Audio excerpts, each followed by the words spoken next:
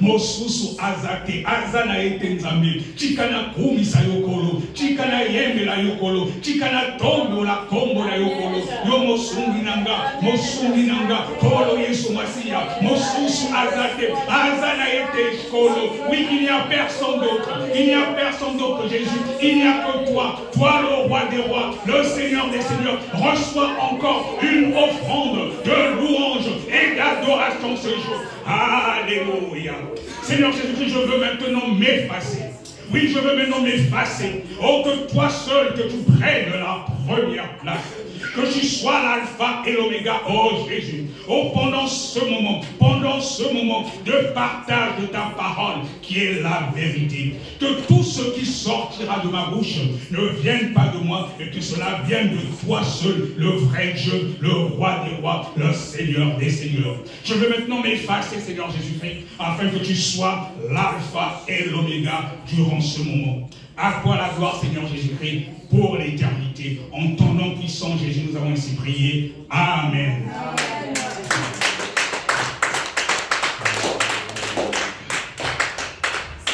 Gloire à Jésus. Amen. Est-ce que vous êtes dans la joie? Amen. Alléluia. Vous êtes dans la joie quand vous se trouvez dans la maison du Seigneur. Amen. Alors, on va prendre nos Bibles. Nous allons lire dans le psaume 68, les versets 20 au verset 21. Le psaume 68, les versets 20 au verset 21. Mon frère, est-ce que tu peux lire pour nous? Psaume 68, les versets 20 au verset 21. Alors c'est bon, vous êtes. Je lis la parole du Seigneur Jésus avec respect. Amen. Psaume 68, versets 20 à 21. Béni soit le Seigneur chaque jour. Quand on nous accable, Dieu nous délivre. Dieu est pour nous le Dieu des délivrances. Et l'Éternel, le Seigneur, peut nous garantir de la mort. Au nom de Jésus. Amen. Sois béni. Alors, la thématique de ce jour, c'est Dieu te délivre encore aujourd'hui. La semaine dernière, j'ai prêché sur le péché. Je disais que Dieu déteste le péché, mais il aime le pécheur. Et il aime le pécheur, pourquoi? Parce qu'il veut que le pécheur soit sauvé. Et pour être sauvé, il doit d'abord te façonner jusqu'à te délivrer. Alléluia. Et c'est pour cela que dans la même lancée, Dieu m'a mis à cœur de prêcher aujourd'hui sur la délivrance. Et c'est pour cela que la thématique de ce jour, c'est Dieu te délivre encore aujourd'hui. Alléluia.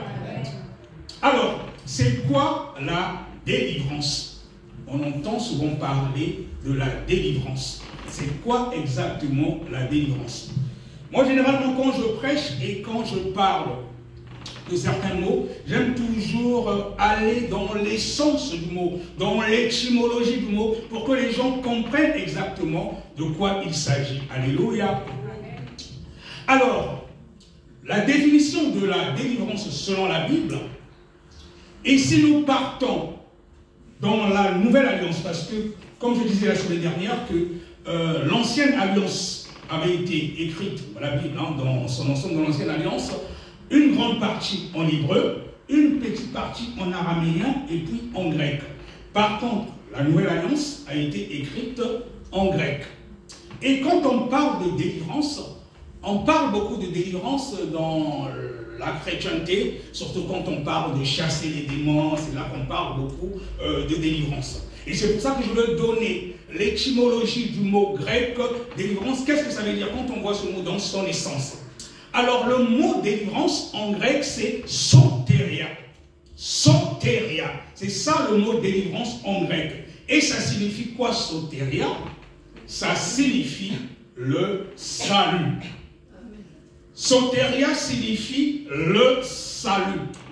Et ça veut dire que quand on te délivre, on te procure le salut. Parce que sans délivrance, l'homme ne peut pas être sauvé. Quand tu n'es pas délivré, tu ne peux pas être sauvé. Et quand on te délivre, on te procure justement le salut.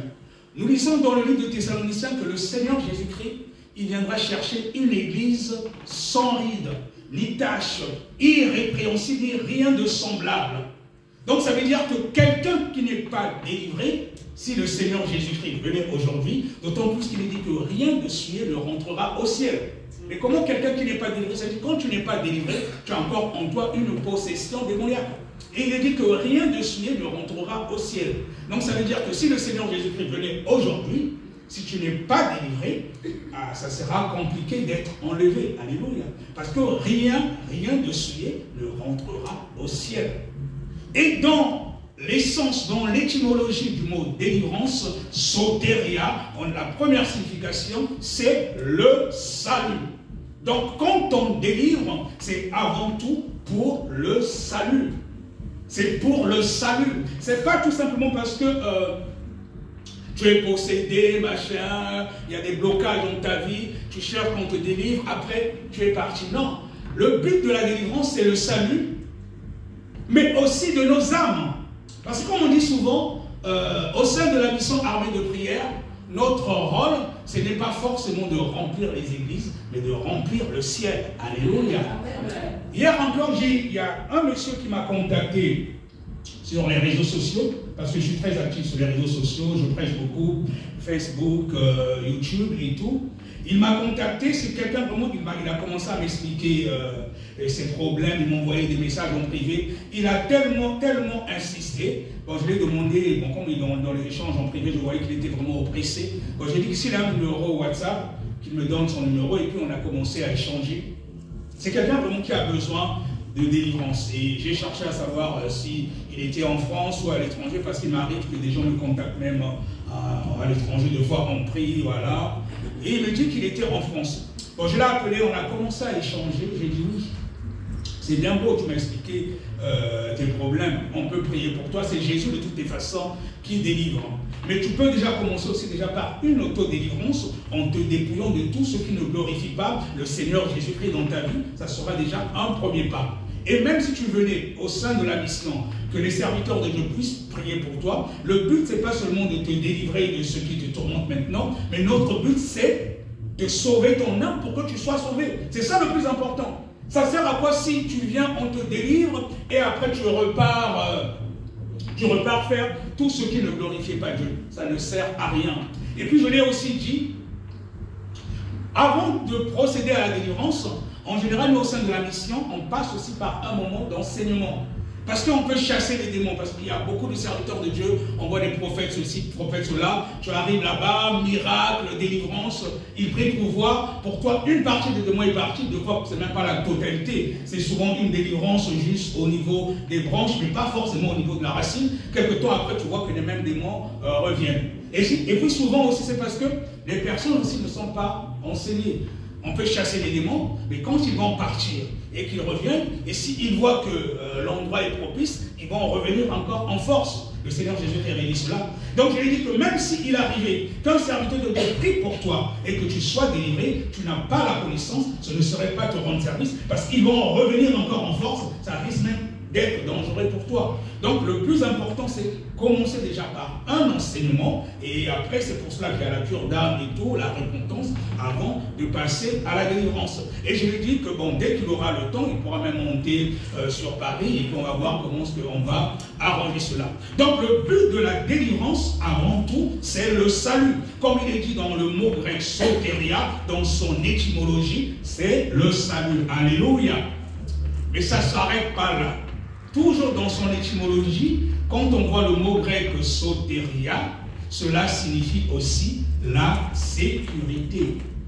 Il y a la sécurité. Parce que quand tu es oppressé, tu es tourmenté par des démons, tu ne te sens pas en sécurité. Ce sont eux qui te délivrent, et qui te conduisent plutôt. On a entendu beaucoup de témoignages, même d'anciens satanistes ou sorciers qui ont été délivrés au sein de la mission. Ils disaient qu'ils ne contrôlaient pratiquement pas leur corps. Ce sont les démons qui leur contrôlaient. Ils étaient possédés par plusieurs démons. Donc, quand deux fois, parfois, on leur dit de se réveiller la nuit, de faire ceci, il arrive même des fois jusqu'à qu'on te dise que tu puisses même tuer ton propre enfant, que tu tues ton propre papa ou ta propre maman, parce que ce n'est pas toi qui contrôle, mais c'est la possession démoniaque. Ce sont les démons qui te contrôlent. Donc, tu n'es pas en sécurité. Or, quand tu es délivré, il y a aussi la sécurité. Donc la délivrance rime aussi avec la sécurité. Alléluia. Et toujours, dans l'étymologie du mot grec, soteria, qui veut dire délivrance, on a parlé du salut, il y a la sécurité, il y a aussi l'assurance. L'assurance. Donc dans l'essence de ce mot, il y a le salut, il y a la sécurité, il y a aussi l'assurance. Mais quand tu es délivré, tu as l'assurance. Tu peux voir même le plus grand sataniste du monde, tu dis au nom de Jésus, tu ne crains plus rien. Parce que nous n'avons pas reçu un esprit de timidité. Quand tu as le Saint-Esprit, tu es rempli du Saint-Esprit, plus rien ne te fait peur. Tu as l'assurance, tous les liens ont été coupés. On peut te dire, ma soeur, mon frère, tu vas chasser les démons, mais tu n'as plus peur parce que c'est le Seigneur Jésus-Christ qui vit maintenant en toi. Alléluia. Tu peux dire comme l'apôtre Paul, si je vis, ce n'est plus moi qui vis, c'est le Seigneur Jésus-Christ qui vit en moi. Et tu as de l'assurance. Quand tu pries, tu as la conviction. On peut te dire là-bas que c'est un grand sorcier, c'est un grand sataniste. Tu ne crains rien parce que tu sais que celui qui est en toi est plus fort que celui qui est en cette personne. Alléluia. Donc quand on est délivré, on a aussi l'assurance. Alléluia. Donc je disais que la délivrance dans le christianisme, le mot délivrance est souvent lié à l'imaginaire de la possession. Il évoque pour beaucoup de gens l'activité qui consiste à chasser les démons. Mais le mot délivrance n'a pas commencé que dans la Nouvelle Alliance. Le mot délivrance n'a pas commencé que dans la Nouvelle Alliance. Quand on voit l'Ancien Testament en partant déjà dans la Genèse, on voit que Dieu, il commence la création par la délivrance. Dieu a commencé à créer ce monde en commençant par la délivrance. Et quand on lit le livre de la Genèse, on se rend compte qu'il est libérateur avant d'être créateur. Bien-aimé, tu peux lire encore s'il te plaît? On va lire Genèse 1, les versets 2 au verset 4. Genèse 1, les versets 2 au verset 4. Genèse 1, 2 à 4. Alors, je lis au nom de Jésus. Au commencement, 2 à 4. 2 à 4. Genèse 1, verset 2 à 4. La terre était informe et vide. Il y avait des ténèbres à la surface de l'abîme, et l'Esprit de Dieu s'émouvait au-dessus des eaux. Dieu dit que la lumière soit, et la lumière fut. Dieu vit que la lumière était bonne, et Dieu sépara la lumière d'avec les ténèbres. Au nom de Jésus. Amen. Alléluia. Alors donc on découvre en effet que Dieu commence par libérer la terre du tohu-bohu et de la puissance du chaos quand il commence la création. Il est donc libérateur avant d'être créateur. Et c'est le même principe. C'est-à-dire avant que le Seigneur Jésus-Christ puisse te façonner, il doit d'abord libérer tout ce qui ne va pas en toi. Il libère tout ce qui ne va pas en toi. Et après, quand il te façonne, tu deviens une nouvelle créature. Et là, on voit que même Dieu, quand il a commencé à créer ce monde, la Bible déclare que la terre était informe et vide. Il a libéré d'abord de tout ce qu'il a libéré la terre, de tout ce qui pouvait être un obstacle pour la création. Donc il est libérateur avant tout, avant d'être un créateur. Et c'est comme ça depuis la Genèse. Donc ça ne vient pas d'aujourd'hui. Même notre Dieu déjà, il a commencé la création en étant un libérateur avant d'être un créateur. Alléluia. Alors donc la terre était informe et vide. Quand nous lisons au verset 2, il y avait des ténèbres à la surface de l'abîme. C'est ce que nous avons lu dans la Genèse, donc le bien-aimé de lire. Il y avait des ténèbres à la surface de l'abîme. Et le mot ténèbres, en hébreu, c'est shoshek. Shoshek. J'aime souvent, quand je prêche, expliquer l'étymologie des mots. Et ça signifie obscurité et lieu caché. Le mot ténèbres en hébreu, dans son essence, ça signifie obscurité et lieu caché. Donc il y avait les ténèbres, il fallait que Dieu se débarrasse avant tout de tout cela. C'est pour ça qu'il a dit que la lumière soit et la lumière fut. Alléluia. Alors, on a dit que Dieu commence la création par la délivrance. Il est libérateur avant d'être créateur. On parle beaucoup de délivrance, mais de quoi ou de qui devons-nous être délivrés? De quoi ou de qui devons-nous être délivrés? Lorsqu'on parle de la délivrance, c'est toujours important, comme j'ai dit, de comprendre l'étymologie du mot, mais aussi de savoir de quoi ou de qui devons-nous être délivrés. On peut être délivré de quelque chose, on peut aussi être délivré peut-être de quelqu'un. Alléluia. Alors, le premier paragraphe par rapport à mon message concernant la délivrance, on doit être délivré de quoi? Mais du péché. La délivrance du péché. Comme je disais la semaine dernière, c'est le péché qui met une séparation entre nous et notre Dieu. Quand on commence déjà à devenir une nouvelle créature, on fait déjà un effort en nous-mêmes, on commence déjà une autodélivrance en abandonnant tout ce qui en nous ne glorifie pas Dieu. La délivrance peut déjà commencer par la délivrance du péché. Alléluia. On va lire encore dans Romains 5, le verset 8. Romains 5, le verset 8. Romains 5, le verset 8.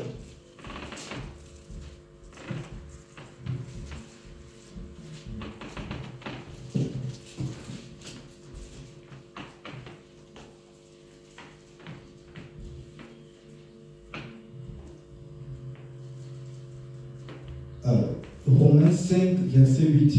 Je lis au nom de Jésus. Mais Dieu prouve son amour envers nous, en ce que lorsque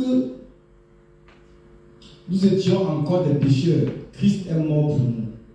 Amen. Merci. Donc, nous venons de lire que mais Dieu prouve son amour envers nous, en ce que lorsque nous étions encore des pécheurs, Christ est mort pour nous. Alléluia. Donc la délivrance commence déjà par la délivrance du péché. Mais si tu veux continuer à vivre dans le péché, tu n'es pas prêt à être délivré. C'est comme un sorcier qui a besoin d'une délivrance. S'il n'a pas pris lui-même la résolution d'arrêter avec la sorcellerie, un serviteur de Dieu peut prier pour lui, il ne sera pas délivré. Il ne sera pas du tout délivré. Parce qu'il ne veut plus rester dans sa sorcellerie. Donc il peut passer des jours de jeûne, les serviteurs de Dieu peuvent prier pour lui. Si lui-même il ne veut pas laisser la sorcellerie, il ne sera pas délivré. On dit c'est Jésus qui délivre. C'est comme nous aussi, quand on prend la résolution d'être délivré, la première des choses, on doit déjà examiner notre vie en voyant tout ce qui en nous ne glorifie pas Dieu. Nous venons de dire que mais Dieu prouve son amour envers nous en ce que lorsque nous étions encore pécheurs, Christ est mort pour nous. Christ est mort pour nous, il a pris notre place à la croix de Golgotha. Il s'est fait péché pour nous. Et c'est pour ça que quand nous le recevons comme notre Seigneur et Sauveur, c'est-à-dire que nous reconnaissons que le Seigneur Jésus-Christ est mort pour nous, il a pris notre place à la croix de Golgotha. Alléluia. Mais ça ne suffit pas. Nous devons le recevoir aussi comme notre Seigneur. Comme Seigneur, ça veut dire que nous faisons sa volonté. Et quand nous faisons sa volonté, l'autodélivrance aussi commence déjà. Alléluia. Alors, donc nous disons que par rapport à l'étymologie du mot délivrance, il est important de connaître l'étymologie et savoir on est délivré de qui ou de quoi. Là, je viens de dire qu'on est délivré du péché. Et quand on prend la résolution de laisser le péché, comme j'ai dit aussi la semaine dernière en prenant le cas de la femme adultère, le Seigneur Jésus-Christ ne l'a pas condamné parce que le Seigneur Jésus-Christ n'est pas venu dans ce monde pour les justes, il est venu pour les pécheurs. Et quand il t'a affranchi, il a dit à cette dame, moi non plus, je ne te condamne plus. Le Seigneur Jésus-Christ ne condamne personne, il est amour, son amour est tellement insondable. Mais tout ce qu'il nous demande, va et ne pêche plus, comme il a dit à la femme adultère. Et quand tu prends cette résolution, cette femme-là, en partant, vous avez vu après, elle est devenue une grande servante de l'Éternel. Et c'est même elle, la première, qui a annoncé que Jésus-Christ était ressuscité. Celle dont on se moquait, qui était une prostituée, une adultère, mais c'est elle qui a annoncé aux disciples que Jésus-Christ était ressuscité, et elle est devenue une femme exemplaire. Donc, l'évangile n'est pas un message de condamnation. L'évangile est un message d'amour. Même quand il faut aller prêcher aux gens, même en allant à l'extérieur. Moi, j'aime pas souvent même le thème quand on dit les gens des églises de la voie large. J'aime pas trop ça. C'est comme si les autres étaient plus parfaits. Non. Il y a des personnes, de foi, qui ne sont peut-être pas dépouillées parce qu'elles n'ont peut-être pas la révélation. Et deux fois, elles se comportent peut-être mieux que certaines personnes qui se disent dépouillées. Parce que c'est bien pour dépouiller à l'extérieur, mais le mieux c'est déjà d'abord l'intérieur, et que l'intérieur et l'extérieur, si ça suit, c'est bon. Mais si c'est juste de façon extérieure, on vient à l'église et à l'intérieur, c'est pas bon, c'est comme si on n'a rien fait. Et Dieu, il sonde les cœurs et les reins, il connaît ce qu'il y a en tout un chacun de nous. Et c'est pour ça que même en allant évangéliser, en prêchant la bonne nouvelle aux personnes qui n'ont pas ce message du dépouillement, il faut le faire avec l'amour, il ne faut pas en condamnant. Il ne faut pas dire, ah toi, tel que tu t'habilles là, c'est pas bon et tout, tu iras en enfer. Non, la personne va fuir, elle ne va même pas venir vers toi. Non, mais c'est la vérité. Non, moi je mets à la place de cette personne-là. On te dit, ne fais pas ça, machin, non. Mais quand tu vas avec amour, tu expliques, ah, tu vois que la personne, elle comprend, ah, elle commence à venir vers toi. Alléluia. Amen. On va continuer. Donc, la délivrance nous délivre aussi de la puissance des ténèbres. J'ai parlé de la délivrance du péché, mais il y a aussi la délivrance de la puissance des ténèbres. On va continuer dans Colossiens 1. Colossiens 1, les versets 12 à peu près jusqu'au verset 14. Colossiens 1, 12 à 14.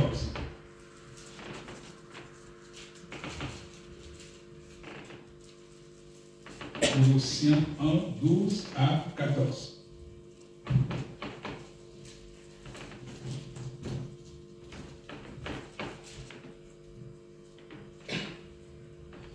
Alors, je lis au nom de Jésus. Rendez grâce au Père qui vous a rendu capable d'avoir part à l'héritage des saints dans la lumière, qui nous a délivrés de la puissance des ténèbres et nous a transportés dans le royaume du Fils de son amour. Amen. Amen. Sois béni, frère. Voilà. Donc, quand on est délivré aussi de la puissance des ténèbres. C'est-à-dire que quand tu n'es pas délivré, c'est comme si les ténèbres ont la main mise sur toi. Et quand tu es délivré, c'est maintenant la lumière. Amen. Donc quand on est délivré aussi de la puissance des ténèbres. Alors moi, il y a quelque chose que j'aime bien dans ce que nous venons de lire. Je crois que c'est au verset 13, où il est dit et nous a transportés dans le royaume du Fils de son amour. Quand tu es délivré, tu es transporté dans le royaume du Fils de son amour. Est-ce que quelqu'un est en train de comprendre cela? Tu es délivré, tu es transporté dans le royaume du Fils de son amour. Amen. Est-ce que vous saisissez ce que ça veut dire, bien aimé? Non, je vois que vous n'avez pas compris. Est-ce que vous saisissez vraiment? Tu es transporté dans le royaume du Fils de son amour. Bien aimé, on va encore lire Éphésiens 2, 6 pour mieux comprendre. C'est très profond. Éphésiens 2, le verset 6. Éphésiens 2, le verset 6.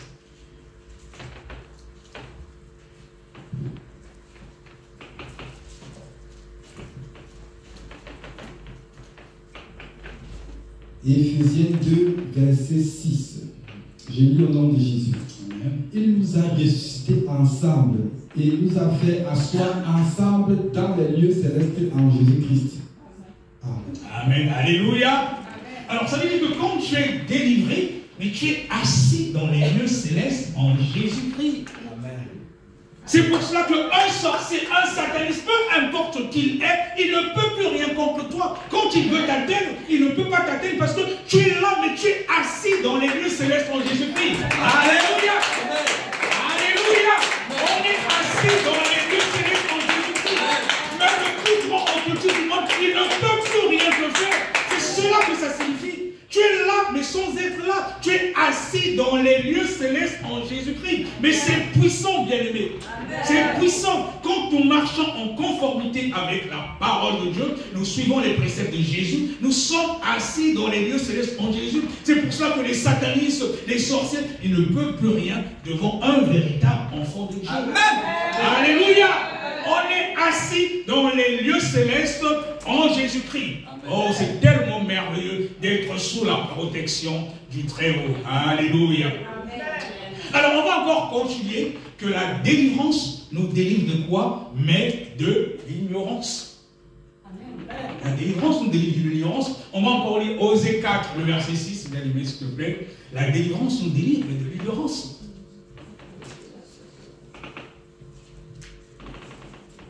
Osée 4, 6, c'est un verset qu'on connaît bien, c'est toujours bien encore de le relire.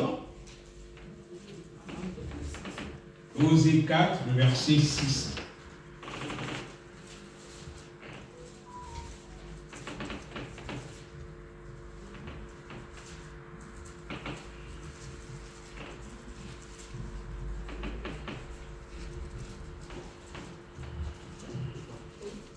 Osée.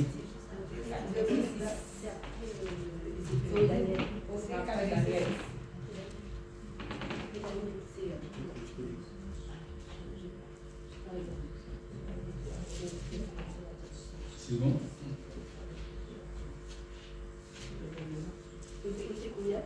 Osée 4, 6. Alléluia.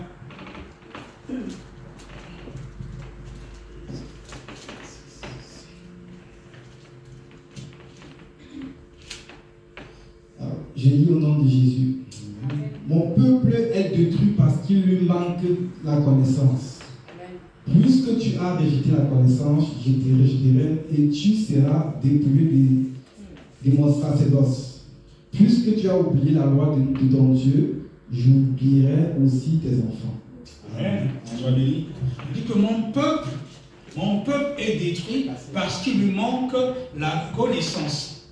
Parce qu'avant, à l'époque, il y avait quelque chose qui me tourmentait, je me disais, il y a des peuples qui n'ont pas forcément reçu la révélation que le Seigneur Jésus-Christ est Dieu. Il est le Fils de Dieu, il est aussi Dieu. Et il est le chemin, la vérité et la vie. Je pensais beaucoup au peuple musulman. J'ai des amis, je vois, ils sont gentils, tout ça, machin. Mais comme il est dit dans Osée 4:6, mais s'ils meurent sans recevoir Jésus, ils vont en enfer. Je me disais même, que Dieu me pardonne, certainement, je dis, Dieu est juste, donc il va laisser des gens comme ça. Il y en a qui sont gentils, tout ça, donc ils vont aller en enfer. Donc je me posais des questions. Mais là, on dit que mon peuple est détruit parce qu'il manque de connaissance. Si tu meurs sans Jésus, mais c'est l'enfer. Malheureusement, c'est la parole qui le dit.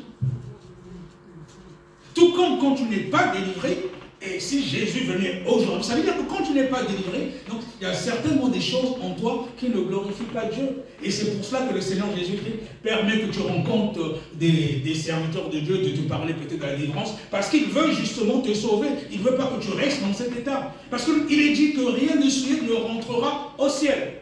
Et quand le Seigneur Jésus-Christ viendra chercher son église glorieuse, sans tache ni ride, si tu as une possession démoniaque, quand on va monter, je crois que tu vas faire comme ça, tu vas chercher, tu vas faire. Alléluia. Parce qu'on est un peu d'eux, nous serons transformés. Et nous serons dans les cieux, voilà. Mais si tu as une possession démoniaque, je crois que tu vas chercher à faire ça. Alléluia. Il dit que mon peuple est détruit parce qu'il lui manque la connaissance. Et quand tu es délivré, la délivrance procure aussi la connaissance. Il y a certaines révélations, on va parler par exemple par rapport à la période où nous sommes, Noël. Noël, il y a beaucoup de chrétiens qui continuent à fêter Noël, parce qu'ils n'ont pas la révélation. Même moi-même, pendant des années, même à l'époque quand j'étais encore au pays, il arrivait qu'on fasse même des sketchs à l'église de l'enfant Jésus, les mages et tout. Mais c'est une abomination. Mais Noël, c'est une fête sans Dieu, dans son essence. C'est une abomination. Non seulement Jésus-Christ n'est pas né le 25 décembre, ça tout le monde le sait, que Jésus-Christ n'est pas né le 25 décembre, mais ils continuent à célébrer, ils disent, bon, on le fait en souvenir de la naissance de Jésus. Mais est-ce que le Seigneur Jésus-Christ a demandé de célébrer sa naissance? Mais c'est une abomination. Le Seigneur Jésus-Christ n'a jamais dit de célébrer sa naissance. Les fêtes pour nous les chrétiens, il y a la Pâque, la Pentecôte, et même si vous dites, quand on lit la Bible, tous les endroits où il y a eu des fêtes en rapport avec la naissance, vous allez voir souvent qu'il y a eu tuerie, quand on voit le cas de Pharaon, même Hérode, quand on a coupé la tête de Jean-Baptiste, c'est des choses que Dieu n'approuve pas. Et surtout en montant sur le jour de naissance de son fils. Le Seigneur Jésus-Christ n'est pas né le 25 décembre. Mais quand tu n'es pas délivré, tu vas continuer à célébrer ce genre de choses qui sont une abomination devant Dieu. Quand tu célèbres Noël, ma soeur, mon frère, tu es en abomination, tu es en rebelle devant Dieu. Mais beaucoup ne le savent pas. Mais le pire dans tout cela, c'est quoi? Ben, c'est les sapins. Mais moi encore, il y a encore, ça fait à peine 2 ans que je ne mets pas le sapin chez moi. Mais quand vous voyez l'origine de tout cela, de cette fête païenne, mais dans son essence, mais le sapin chez vous, c'est la tour de Babel. C'est la tour de Babel. C'est-à-dire que vous êtes un rebelle. Et quand vous voyez, vous connaissez l'histoire de Nimrod, qui a voulu dresser une tour de Babel qui se prenait pour Dieu, voilà. Mais Nimrod, quand vous avez un sapin chez vous, mais c'est la tour de Babel. C'est-à-dire que vous faites de l'idolâtrie chez vous à la maison, vous décorez le sapin, un petit Père Noël, et le pire, avec une étoile au bout. Oh là là, Jésus. Mais c'est la tour de Babel que vous avez chez vous à la maison. Mais ce que vous ne savez pas, mais vous attirez aussi des démons. Mais beaucoup ne le savent pas. Et ça, il faut le dire. C'est-à-dire que quand tu fêtes Noël, il n'y a pas que la décoration, mais aussi en faisant aussi un repas de famille ce jour-là, même si tu dis que tu n'as pas de sapin chez toi, tout ça, c'est comme si tu participais. Au niveau spirituel, dans la symbolique, fêter Noël avec toutes ces décorations et tout là, c'est pas loin d'Halloween. En fait, beaucoup ne savent pas qu'ils vendent leur âme au diable durant cette période de Noël. Et tu peux te dire, chrétien, tu as des sapins chez toi, tu suis cette fête païenne, une fête de rébellion, Noël dans sa symbolique, le nom est le Dieu, une fête sans Dieu. Donc tu es en train d'adorer le diable. Et quand vous faites des repas chez vous, vous invitez des amis et tout, en gros, c'est comme si vous êtes en train de faire des repas sacrifiés au diable. Et les démons sont là avec vous, même si vous êtes chrétien. Et rien que par rapport à cela, ça peut être l'objet d'une réclamation dans le monde des ténèbres. Le diable, il va dire, oui, celui-là, il dit qu'il est ton enfant. Mais regarde, il a fait un repas en mon honneur. Il a même décoré. Et en fait, il y a même, comment ça s'appelle, il y a des hôtels. Voilà, un sapin chez toi à la maison, c'est un hôtel. C'est un hôtel. Donc tu ouvres la porte aux démons sans t'en rendre compte. Et beaucoup de chrétiens sont dans l'ignorance. Quand tu n'es pas délivré, tu ne peux pas découvrir cela. Et encore la supercherie dans l'histoire. Pourquoi le 25 décembre? Je viens même de découvrir qu'apparemment, Nimrod serait né le 25 décembre. Et Nimrod se rebelle, il serait né le 25 décembre, lui se rebelle qui était marié d'ailleurs avec sa maman. Et quand il est décédé, sa maman a dit de célébrer et sa naissance, c'est là vraiment que ces choses-là ont commencé. Le 25 décembre, il était marié à sa maman. Une abomination. Il était né le 25 décembre.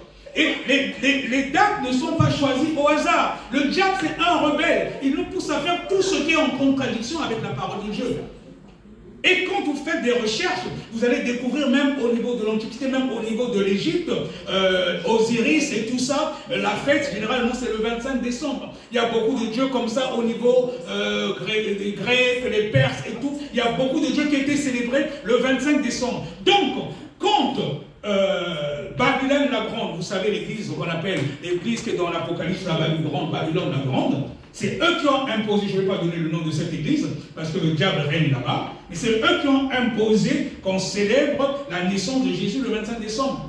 Parce qu'ils sont en connexion avec le diable. Je plains les fidèles qui y vont, mais c'est carrément, et d'ailleurs même l'Antichrist est même déjà là-bas à leur siège.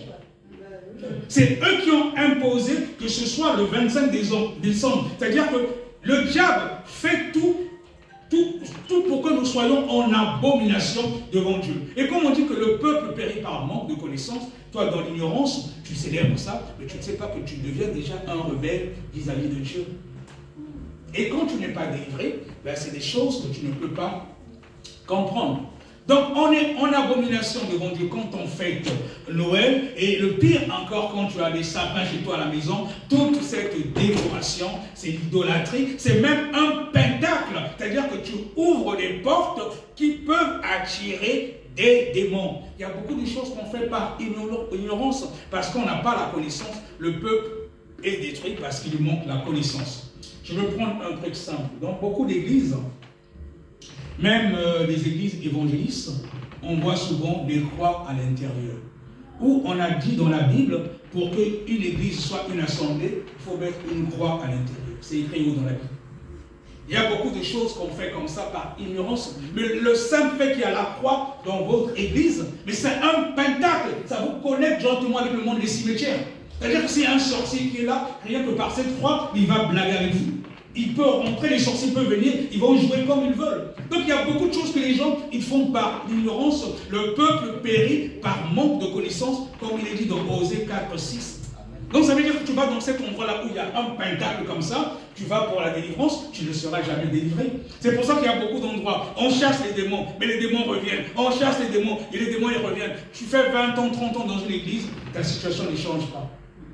Et parce que tu es dans un endroit où on ne sert pas Dieu en vérité, et il y a beaucoup de portes qui sont ouvertes pour le diable. Le peuple de Dieu périt parce qu'il manque la connaissance, comme nous venons de dire dans Osée 4, le verset 6. Alléluia. Alors, donc la délivrance commence par la repentance. La repentance, la délivrance commence par la repentance.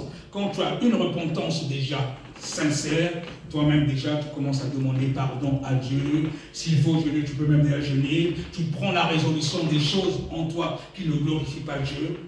tu laisses tomber. Après, si c'est possible, tu vas voir un serviteur de Dieu, c'est ce qu'on fait justement au niveau de la cure d'âme, tu confesses tes péchés, pas devant, en fait, ne vois pas le serviteur, mais tu es en train de parler, tu parles directement à Dieu, le serviteur n'est qu'un canal. Et quand tu prends la résolution, mais là déjà, la délivrance commence en ne cachant rien. En ne cachant rien, ne vois pas le serviteur de Dieu. Du moment que tu te réponds, parce que s'il y a quelque chose en toi, tu ne te réponds pas, tu meurs à cause d'un seul péché, même si tout en toi est correct, mais à cause d'un péché dont tu ne t'es pas repenti, c'est l'enfer.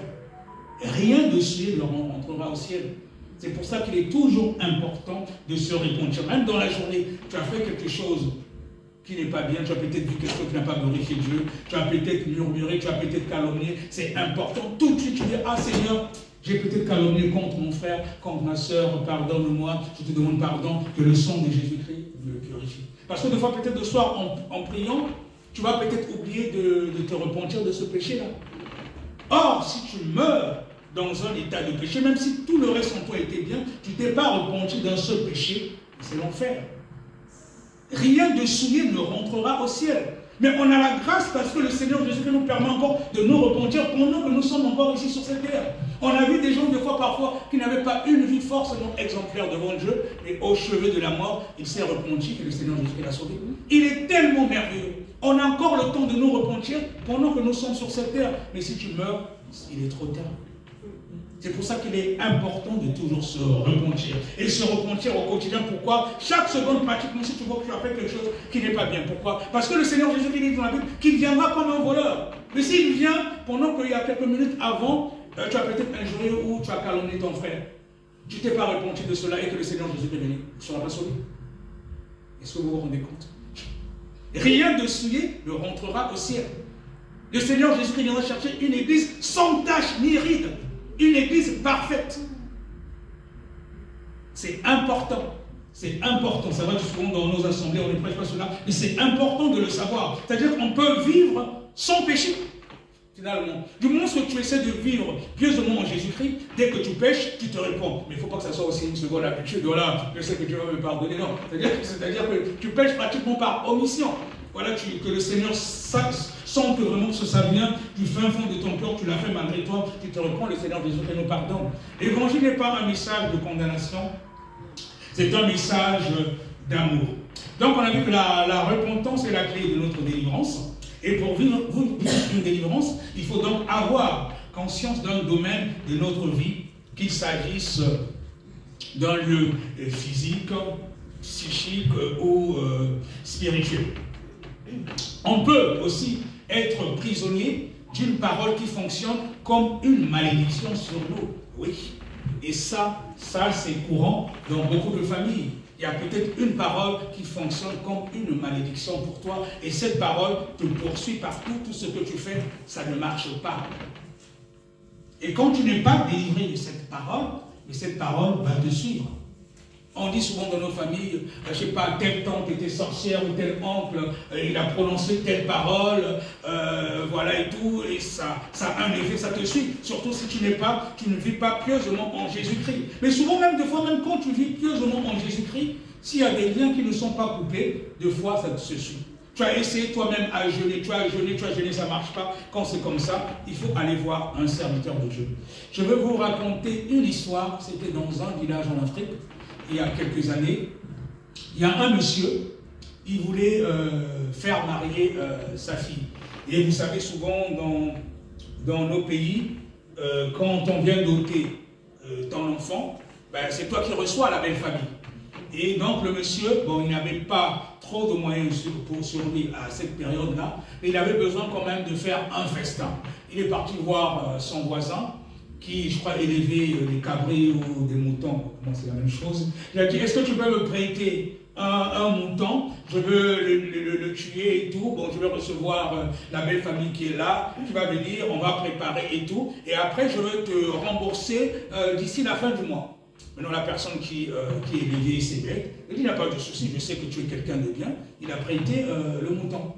Et le gars, bon, mais voilà, le mouton et tout, ils ont coupé, ils ont préparé, ils ont fait la fête. Donc sa fille était mariée, tout le monde était content, c'était la fête, le papa était content. Maintenant, Celui qui avait prêté aussi ce mouton, là, il était là aussi à la fête. Bon, il savait que son voisin, c'est quelqu'un d'honnête, il va lui rembourser son mouton comme prévu. L'argent en équivalent à la fin du mois. La fin du mois est arrivée, le gars n'a pas remboursé. Le gars, il n'a pas remboursé. Bon, le monsieur dit, bon, je sais que mon voisin, c'est quelqu'un, c'est un homme très honnête. Bon, je vais laisser au moins 2 jours. Il va revenir, il va rembourser. Il n'y a pas de souci. Je sais que bon, c'est peut-être un oubli, mais c'est quelqu'un d'honnête. 2 jours sont passés, le gars n'a pas remboursé. Et le pire encore dans tout ça, si tu ne rembourses pas, mais va au moins voir la personne pour empêcher que la personne puisse murmurer contre toi. Et les 2 jours encore sont passés, le gars ne remboursant pas, le voisin, il a commencé à prononcer maintenant des mauvaises paroles. Il dit que si vraiment ce mouton-là que j'ai donné, c'est le fruit de mon travail, c'est la sueur de mon travail, je me bats pour élever mes enfants et tout.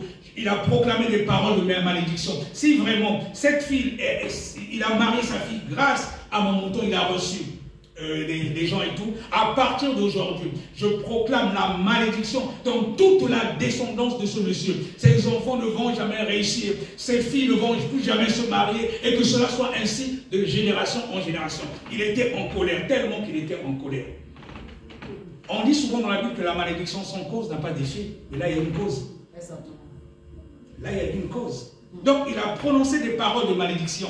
Et quand des paroles de malédiction sont prononcées comme ça, dans la nature, les démons sont contents, ils viennent ravir ça, et il y a l'effet après. Parce que la malédiction sans cause n'a pas d'effet, mais quand il y a une cause, il y a un effet. Donc il a prononcé ces paroles de malédiction, et je crois 3 ou 4 jours après, maintenant le monsieur qui avait emprunté, il est venu le voir. Il est venu le voir, il a dit, ah bon, excuse-moi, ben, je suis là, ben, je n'étais pas venu à la date prévue parce que je n'avais pas d'argent, mais là maintenant je suis là, ben, je t'ai emmené ton argent. Je dis, ouais, mais c'est trop tard, j'ai déjà prononcé des paroles de malédiction contre toi, contre ta descendance. Il a dit, non, s'il te plaît, retire ça, retire ça. Bon, il a pris l'argent, il a retiré les paroles, et quand il retire, il dit, ah non, c'est pas retiré. Vous remarquerez, vous allez même écouter les témoignages des anciens satanistes ou sorciers, le diable sait souvent faire du mal, mais il ne sait pas retirer le mal qu'il a fait. La plupart des sorciers, quand ils font leur témoignage, ils faisaient du mal aux gens, mais quand ils prononcent des choses, après ils ont du mal à retirer. Donc, quand les démons ont déjà fait quelque chose, et c'est trop tard, il n'y a que Jésus qui peut délivrer. Donc, le gars, il a cru qu'en donnant l'argent, que le gars, quand il a retiré les paroles, mais non, c'est déjà parti de génération en génération. Et ça s'est retrouvé dans la vie d'une connaissance, et ce qui fait que la personne a été liée par rapport à ça. Et c'est là, cette part, il y a beaucoup de familles comme ça, des fois, parfois, tu vois, bon, tout le monde est célibataire, les gens ne se marient pas. Mais peut-être que tu as un arrière-grand-père qui avait pris la chose de quelqu'un qui n'a pas remboursé, et les liens te suivent. Et quand c'est comme ça, il faut que ce soit brisé à la racine. Donc, il y a beaucoup de cas comme ça, on a des liens, mais on ne sait pas ça vient d'où. Je crois que dans la plupart de nos familles, il y a des cas comme ça. Peut-être que toi, dans ta famille aussi, il y a quelqu'un, peut-être un ancêtre, qui avait emprunté la chose de quelqu'un, qui n'a pas remboursé. Et on a prononcé des paroles de malédiction contre toi. Tu auras peut-être un avenir sombre. Vous voyez, tous les gens, par exemple, de votre famille, quand il arrive à un certain âge, ils meurent, ou bien ils n'atteignent pas un certain niveau dans la société. Il y en a, par exemple, soit qui ne vont pas jamais à l'université. Il y a beaucoup de cas comme ça, mais on ne sait pas d'où viennent les liens. Des fois, parfois, c'est des situations comme ça. Et quand c'est comme ça, il faut que les liens soient coupés à la racine. Et l'enseignement aussi dans cette histoire, il faut faire en sorte de ne pas trop devoir les gens. Quand tu dois à quelqu'un, si tu peux rembourser, il faut rembourser l'argent d'autrui. Et quand tu ne peux pas, tu vas voir la personne qui dit, ah vraiment, là je suis en difficulté, et dès que je peux, je vais rembourser. Fais même un effort, même avec le peu que tu as, donne au moins un peu. Là, quelque part, ça te protège. Mais quand tu dis, ah bon, je m'en fous, je vais voir ce que tu vas me faire. Et s'il prononce les malédictions, ça va t'atteindre. La malédiction sans cause n'a pas d'effet. Et quand il y a une cause, il y a un effet. Alléluia. Faisons très attention. Il y a des liens, des fois, parfois, on ne sait pas d'où on vient, et ça peut être par rapport à nous-mêmes, notre situation, ou peut-être que nos parents, nos ancêtres, et quand c'est comme ça, il faut que ça soit brisé à la racine. Tant que ce n'est pas brisé à la racine, tu as beau être un chrétien, tant qu'on n'a pas localisé d'où vient vraiment ton problème, mais tu seras toujours lié par cela. Alléluia. Alors, et Jésus-Christ, c'est lui l'auteur de notre délivrance. Comme je disais, ce n'est pas le serviteur de Dieu qui délivre, mais c'est Jésus qui délivre. On va encore lire, bien aimé, à l'évangile selon Jean, le chapitre 8, les versets 30 à 36. Jean 8, 30 à 36. Là, on voit bien que Jésus est l'auteur de notre délivrance. Jean 8, 30 à 36.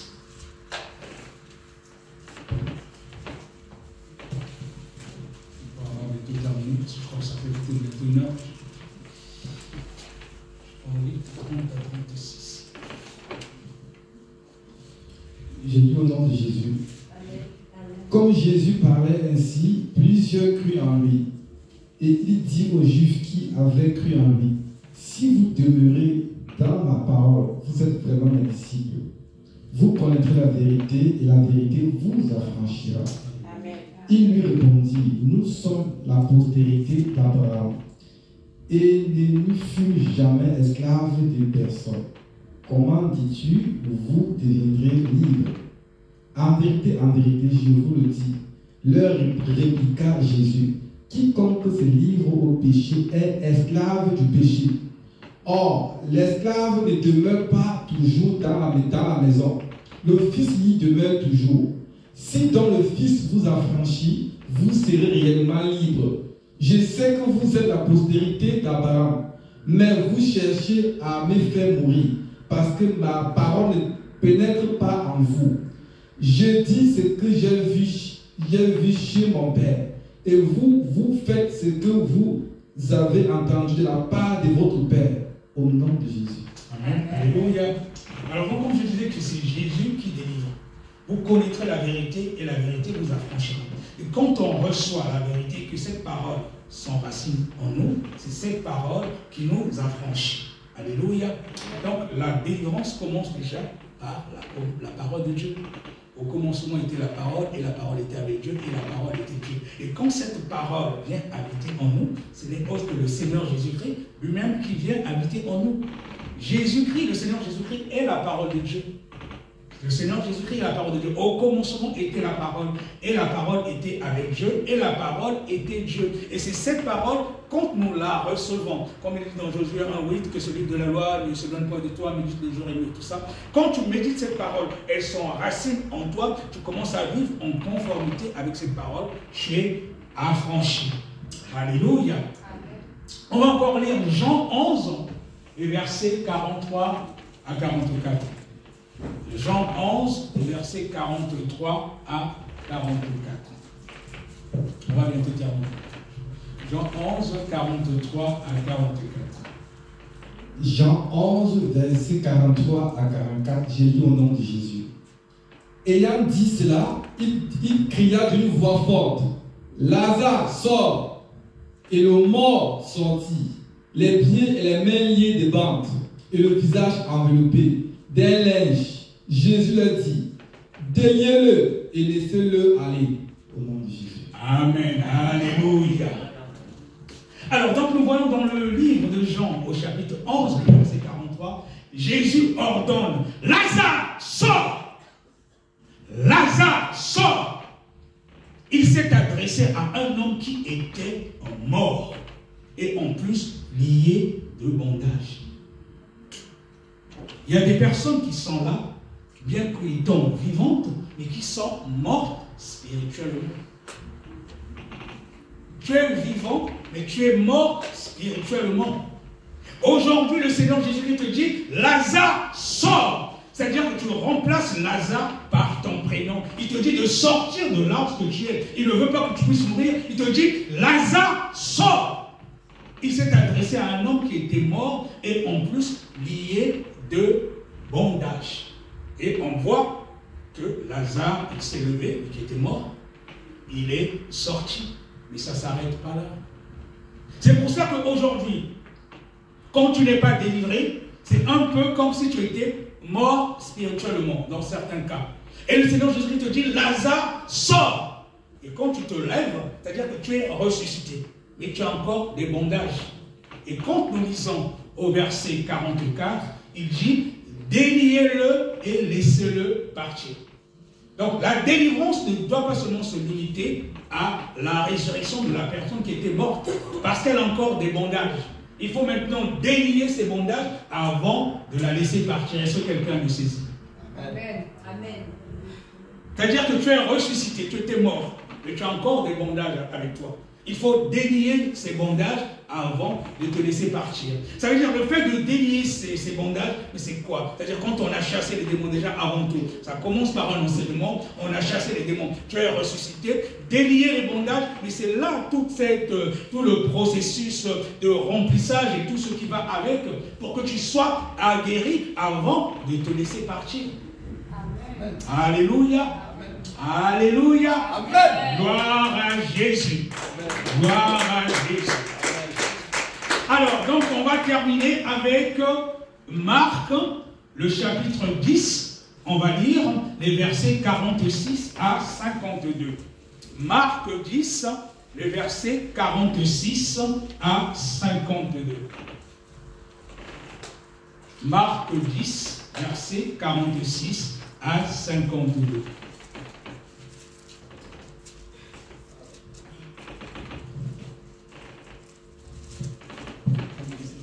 Marc 10, 46 à 52.